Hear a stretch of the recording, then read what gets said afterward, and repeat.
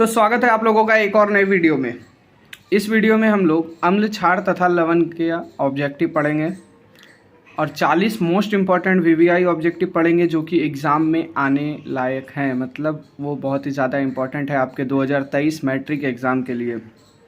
तो देखिए, सबसे पहला ऑब्जेक्टिव, लिटमस विलियन जो बैंगनी रंग का रंजक होता है, यह किस पदार्थ का बना होता है? कवक, लीचेन, जिम्नोस्पर्म या इनमें से कोई नहीं। तो अगर आप लोग बुक पढ़े होंगे तो आप लोगों को पता होगा इसका आंसर लीचेन होगा, बी नंबर। अब दूसरा ऑब्जेक्टिव, निम्नलिखित में से कौन सूचक की तरह इस्तेमाल नहीं किया जा सकता है?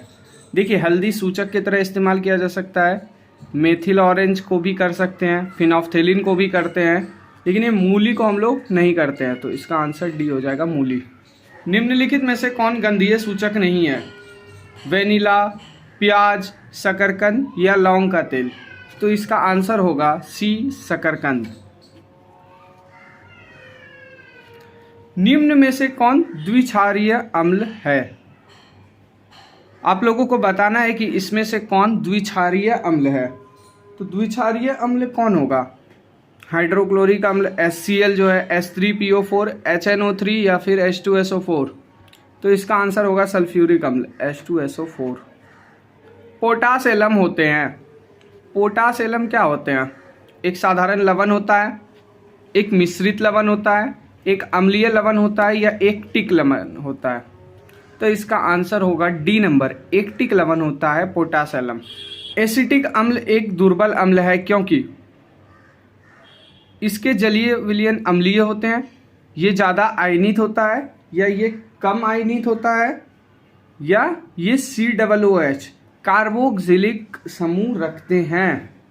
तो इसका आंसर होगा ये कम आयनित होता है। एसिटिक अम्ल जो है एक दुर्बल अम्ल की गिनती में आता है। निम्नलिखित में से सबसे प्रबल लवण कौन है? सबसे प्रबल लवण आप लोगों को बताना है। सबसे प्रबल लवण कौन होगा? NaCl, CaCl2, BaSO4 या LiCl? Lithium chloride, barium sulphate, calcium chloride या सोडियम क्लोराइड? तो इसका आंसर होगा आपका ए, सोडियम क्लोराइड। एक विलयन किसी नीले लिटमस को लाल रंग में परिणत कर देता है, तो संभवतः विलयन का pH मान क्या होगा? देखिए, अगर आपको ऐसे याद नहीं रहता है तो देखिए यहाँ पे क्या है, 8 है, 10 है, 12 है, 6 है।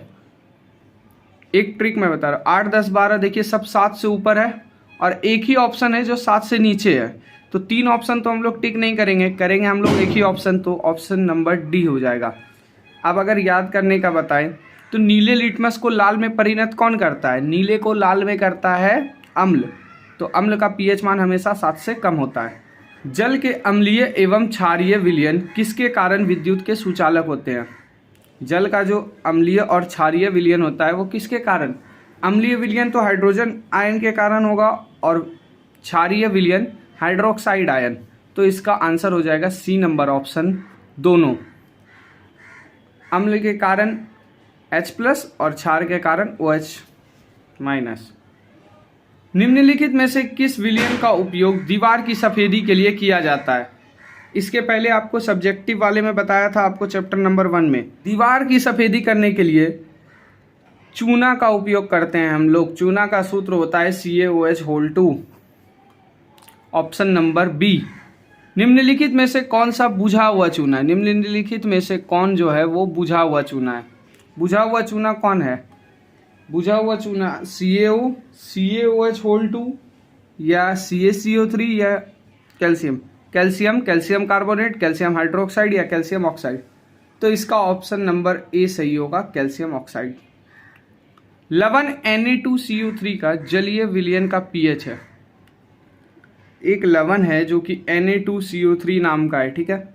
आपको कमेंट में ये बताना है कि इसका रासायनिक नाम क्या है। Na2CO3 का रासायनिक नाम क्या है? तो इसका जलीय विलयन का pH मान क्या होगा?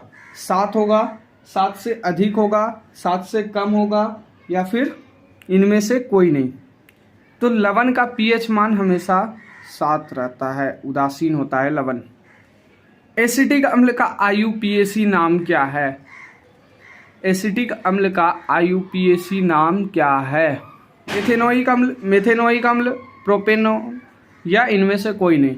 तो इसका ऑप्शन नंबर ए हो जाएगा एथेनोइक अम्ल। तो ये 13 ऑब्जेक्टिव हुए। अब हम लोग बढ़ते हैं आगे 14 नंबर पर। निम्नलिखित में से कौन सा आयन लाल लिटमस को नीला कर देता है? ऐसा आयन आप लोगों को बताना है जो कि लाल को नीला कर देता है। लाल को नीला कौन करता है? Hydrogen ion, hydroxide ion, chlorine ion या ऑक्साइड आयन, ऑक्सीजन। तो आप लोगों को बताना है इसका सही आंसर क्या होगा। तो देखिए, लाल को नीला में कौन परिवर्तित करता है? तो लाल को नीला में करता है हमारा हाइड्रोक्साइड आयन। कोई विलयन नीले लिटमस पत्र को लाल कर देता है, तो इसका पीएच, अभी जस्ट आपको एक ट्रिक बताया था। देखिए 3 ऑप्शन जो है ना वो क्या है? 7 है, 7 से ऊपर ही है सब। एक ही ऑप्शन जो है वो 7 से कम है, तो ऑप्शन नंबर ए इसका सही आंसर हो जाएगा। और अगर टेक्निकली देखा जाए तो नीले लिटमस पत्र को लाल अम्ल करता है, तो अम्ल का पीएच मान हमेशा 7 से कम होता है, तो इसका ऑप्शन नंबर ए हो जाएगा। ऑक्जेलिक अम्ल का प्राकृतिक स्रोत निम्नलिखित में कौन है? ऑक्जेलिक अम्ल किसमें प्राप्त होता है? डायरेक्टली आपको ये पूछा जा रहा है। तो ऑप्शन नंबर ए संतरा, ऑप्शन नंबर बी टमाटर, सी सिरका या डी इमली। तो इसका आंसर होगा हमारा ऑप्शन नंबर बी टमाटर। टमाटर में ऑक्जेलिक अम्ल प्राप्त होता है। प्लास्टर ऑफ पेरिस का रासायनिक सूत्र क्या है? प्लास्टर ऑफ पेरिस का रासायनिक सूत्र क्या है? इसका ऑप्शन नंबर बी हो जाएगा सही answer, CaSO4 into half H2O, calcium sulphate into half H2O। अब देखिए 18 नंबर, लिटमस विलयन जब ना तो अम्लीय होता है और ना ही क्षारीय होता है, तो यह किस रंग का होता है? लाल, नीला, बैंगनी या काला? तो लिटमस जब ना अम्लीय होता है ना क्षारीय होता है, तो वो बैंगनी रंग का होता है, ऑप्शन नंबर सी। किसी भी उदासीन विलयन का पीएच मान होता है, किसी भी उदासीन विलयन का पीएच मान कितना होगा? उदासीन विलयन का पीएच मान हमेशा 7 होता है। निम्नांकित में कौन लवण है? आप लोगों को इसमें बताना है कि इनमें से कौन लवण है? HCl, NaOH, K2SO4 या NH4OH। तो इसका ऑप्शन नंबर सी होगा सही आंसर, K2SO4। हमारे शरीर में पीएच कितने परास के बीच कार्य करता है? हमारे शरीर में जो पीएच वैल्यू है वो कितना होता है, ये पूछा जा रहा है आपसे। हमारे शरीर का पीएच मान, तो हमारे शरीर का पीएच मान कितना होगा?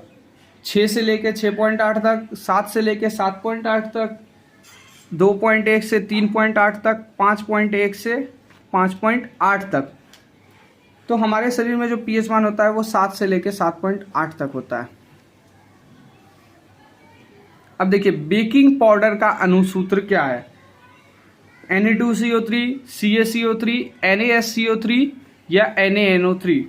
NaSCO3 मतलब सोडियम बाइकार्बोनेट, ये होता है बेकिंग पाउडर का सूत्र। तो ऑप्शन नंबर सी। निम्नलिखित में से कौन विजातीय यौगिक है? विजातीय यौगिक आप लोगों को बताना है। चूना पत्थर, खड़िया, संगमरमर या प्लास्टर ऑफ पेरिस।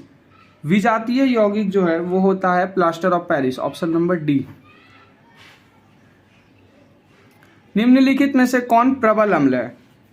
लैक्टिक अम्ल, एस्कॉर्बिक अम्ल, सल्फ्यूरिक अम्ल या फॉर्मिक अम्ल? तो इसका ऑप्शन नंबर सी हो जाएगा सही, सल्फ्यूरिक अम्ल जो है वो सबसे प्रबल अम्ल होता है। निम्नलिखित में से कौन क्षारक नहीं है? आपको बताना है इसमें से क्षारक कौन नहीं है। याद रखिएगा, देखिएगा नहीं और हाँ पढ़ने में मतलब कंफ्यूजन होता है, तो बहुत बार ट्विस्ट कर दिया जाता नहीं है। KOH, NaCl, AlOH होल 3 या ZNO। तो क्षारक इनमें से देखिए बाकी सारे जो हैं वो क्षारक है, लेकिन ये जो NaCl है ये क्या है? लवण है। तो ऑप्शन नंबर बी हो जाएगा सही आंसर। निम्नलिखित क्षारकों में कौन प्रबल क्षारक है? अभी सभी क्षारक है, लेकिन इसमें से बताना है आपको प्रबल क्षारक कौन है।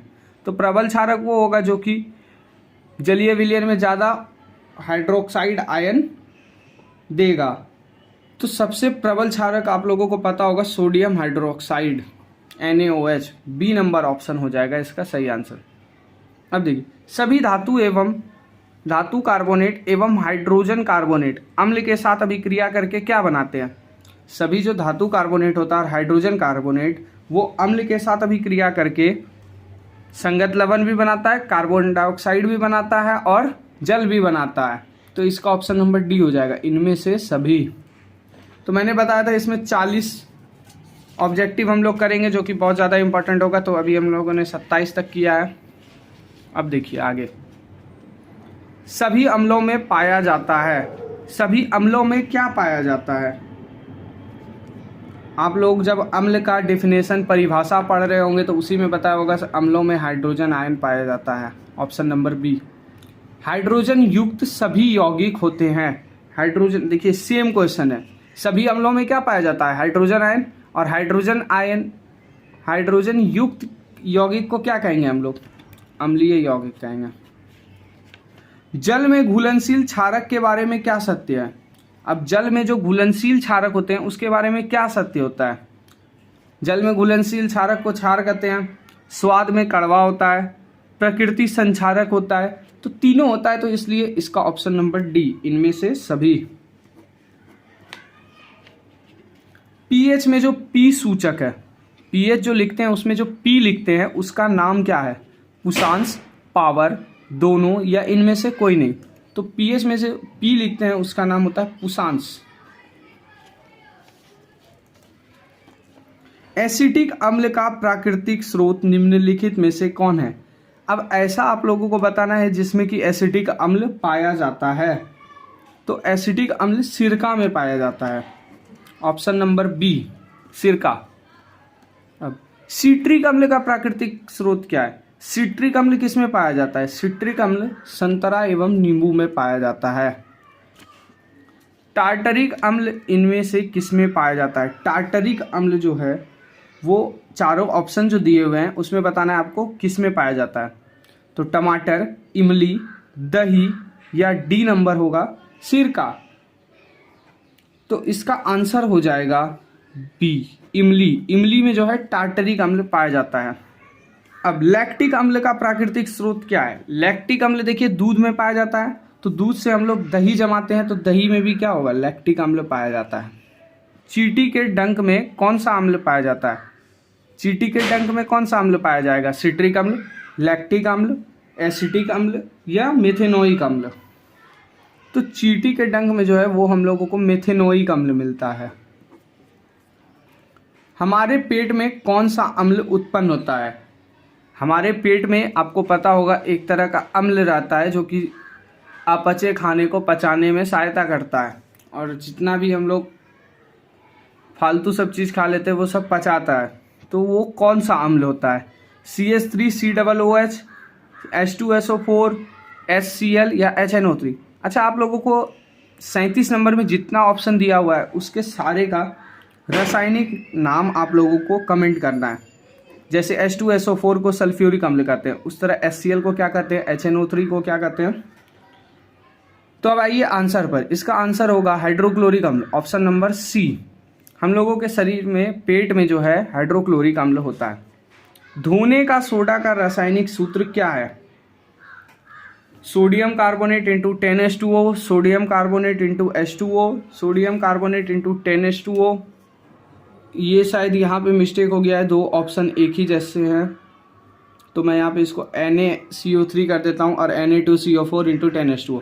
तो धोने का सोडा का जो रासायनिक सूत्र होता है वो है Na2CO3 into 10H2O, option number A. Baking soda का रासायनिक नाम क्या है? अभी एक आप लोगों को इसके पहले जो ऑब्जेक्टिव पढ़े हैं तो उसमें बताया गया था।